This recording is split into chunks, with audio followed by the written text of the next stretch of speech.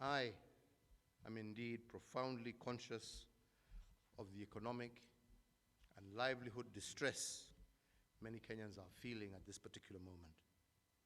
And this is why we are going to continue to roll out initiatives that offer relief, particularly to our youth and our families in distress. The next initiative, of which will commence on Wednesday, the 29th of April, is an initiative that we're calling the National Hygiene Programme. And I believe that this is an initiative that will create jobs while making our environments healthier. The first phase of the National Hygiene Programme for the next 30 days will employ some 26,148 workers and eventually grow to over 100,000 young people across the country.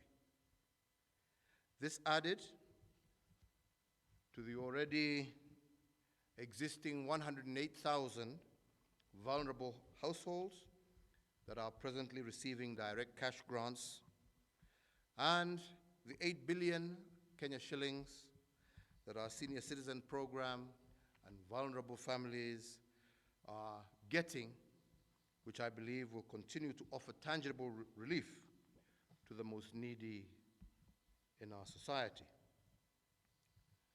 The inaugural cluster of employment in the program that I have just announced, the National Hygiene Programme, will involve residents in 23 informal settlements across 7 of the most affected counties.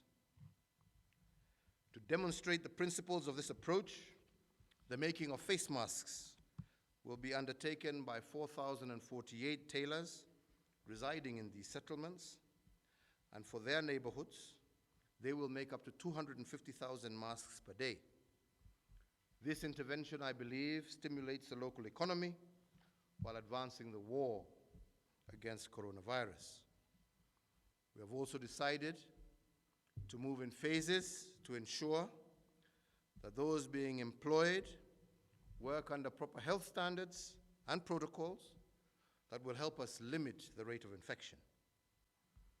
Indeed, as we get better and more practiced at implementing work protocols, we will increase the amount and number of people employed. As this phase is rolled out from this Wednesday, phase 2 will be getting prepared. Its scale will be much greater, and its area of focus will be nationwide.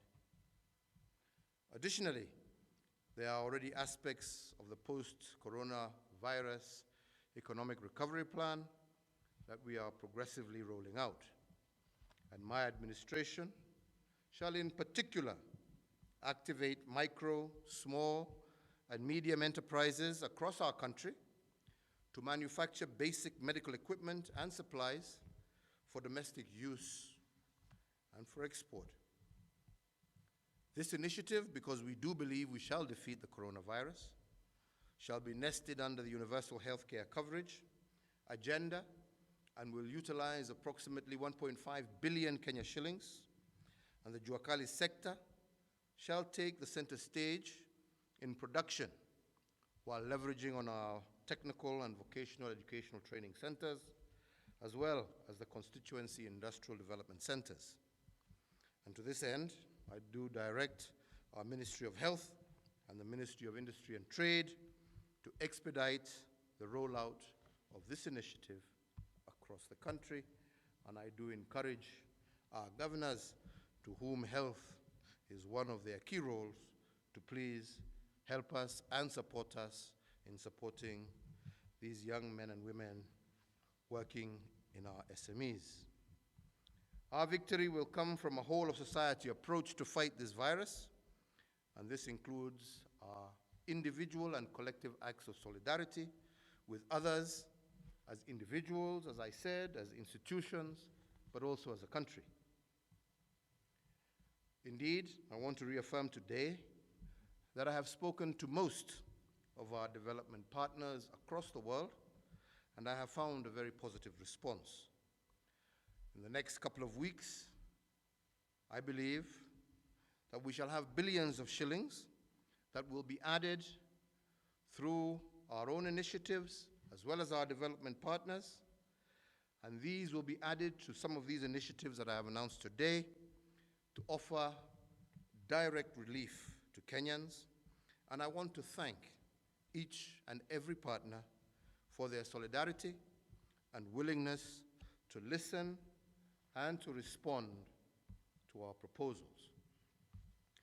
In the same breath, I would also like to express my heartfelt thanks to our National Assembly for rising to the challenge and seeing the merit to approve the tax measures that my administration had prepared. And I want to thank our legislators, and we will now ensure that employees have more of their earnings available for them to spend, and that also that we reduce the corporate tax burden as an incentive to business enterprises. And I expect these measures to complement all the other measures that the government has and is taking to minimize the negative impact of the coronavirus on the economy and on the welfare of ordinary wananchi.